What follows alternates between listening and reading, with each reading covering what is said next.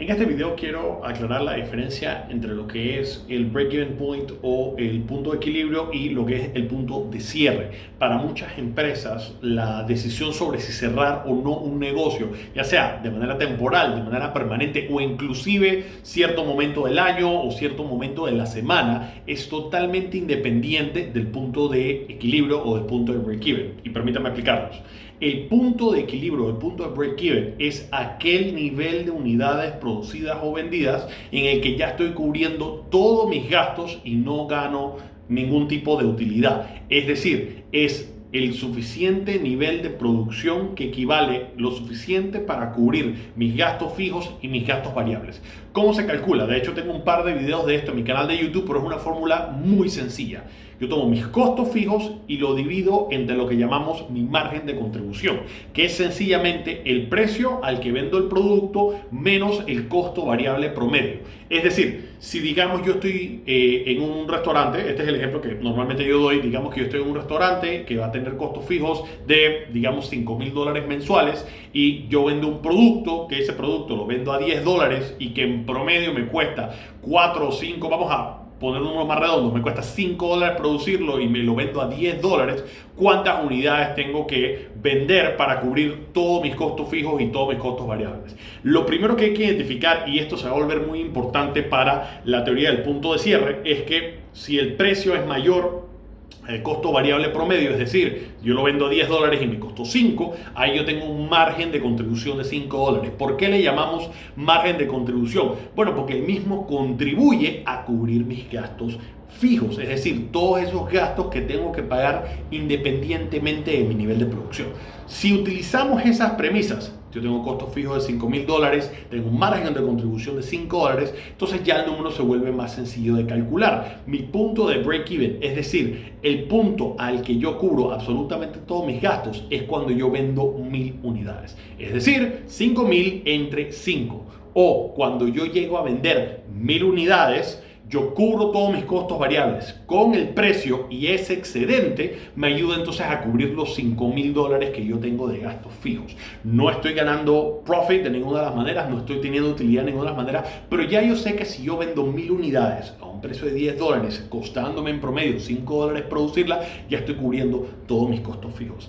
Hay un error que nosotros hacemos a veces como empresarios o como empresas en el que nosotros pensamos de que si no estamos llegando al punto de break-even, entonces estamos fallando y debemos cerrar la operación. Eso no es cierto.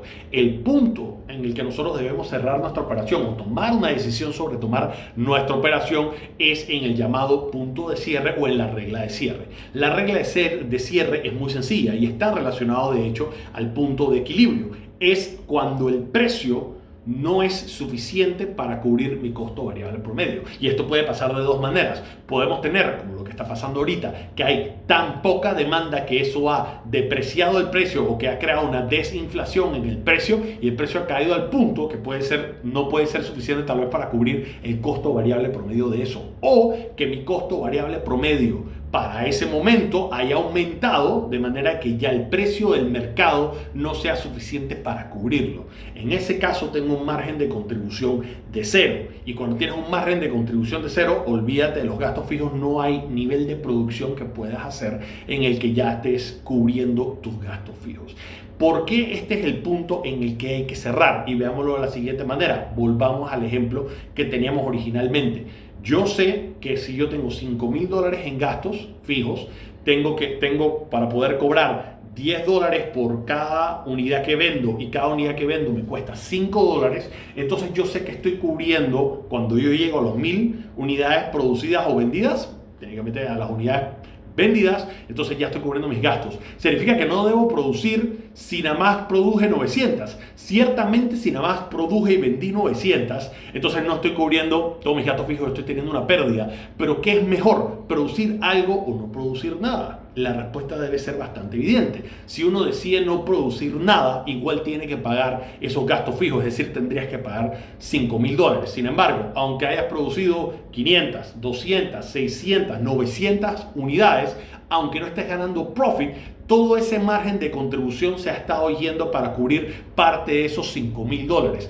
Entonces tu pérdida no serían los $5,000 de gastos fijos si no produces nada, sino que sería lo más cercano posible a cero. Entonces hay circunstancias en las que las empresas deciden continuar operando aunque no estén ganando nada y aunque no estén cubriendo todos sus gastos, porque es mejor estar operando y contribuirle algo a ese gasto fijo sin necesariamente tener que parar las operaciones del todo. Ahora, ¿cuándo entonces yo decido parar las operaciones del todo? Cuando no tengo margen de contribución, es decir, cuando el precio no es suficiente para cubrir el costo variable promedio de producción.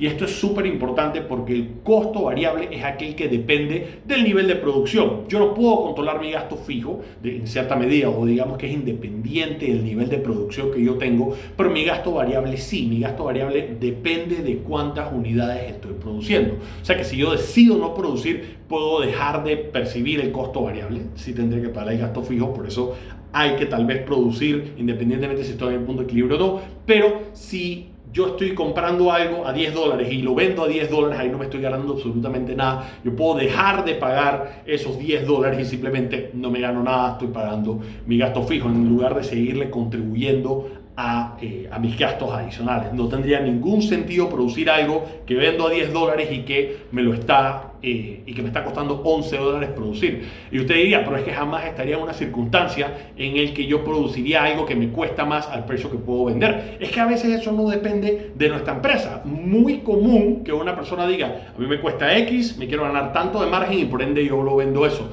Eso no es necesariamente la manera más científica de calcular el precio. Recordemos, valor, precio y costo son tres cosas totalmente diferentes. El costo es muy directo, es qué es lo que yo estoy incluyendo en mis factores de producción, si yo tengo que pagar alquiler, si tengo que pagar por la calidad de producto que yo estoy vendiendo, los ingredientes son de diferentes calidades, si yo estoy dando algún tipo de servicio que tengo que pagar mano de obra para eso, ese es mi costo y es una cosa muy directa que yo puedo analizar y puedo vender. El valor se vuelve mucho más subjetivo, el valor es individual. Hay personas que pueden decir yo estoy dispuesto a pagar $20 por este producto, hay algunas personas que dirían yo no pagaría ni $5 por este producto. Entonces ahí es donde nosotros tenemos que empezar a analizar si el precio es acorde al costo o el precio es acorde a el valor. Y de hecho yo tengo un par de videos sobre esto, recomiendo que lo vean. El punto es que puede llegar un momento en que el precio sea el precio que establece el mercado está dispuesto a pagar $10 por este producto y eso no tiene nada que ver con cuánto te cueste a ti. A ti te podría estar costando $11 y que antes tú estabas dispuesto a producir porque el precio del mercado era 15, pero en momentos donde ha caído la demanda, en momentos donde ha caído la oferta y los precios han ido al piso, entonces ya nadie está dispuesto tal vez a venderlo a $15, ahora tal vez hay algunas personas que están dispuestos a venderlo a $8 y ellos tienen una estructura de costo mucho menos complicada que la de uno o mucho más barata que la de uno. Entonces a mí me sigue costando $11, pero ya no lo puedo vender a 15, ahora lo tengo que vender a 10, uno tal vez toma la decisión de no venderlo. Sin irnos a casos tan extremos, la regla de cierre también es importante para ver si en algún momento de la semana cierro o si en algún momento del año debería estar cerrado. Como por ejemplo, ¿por qué hay restaurantes que abren domingos y restaurantes que no?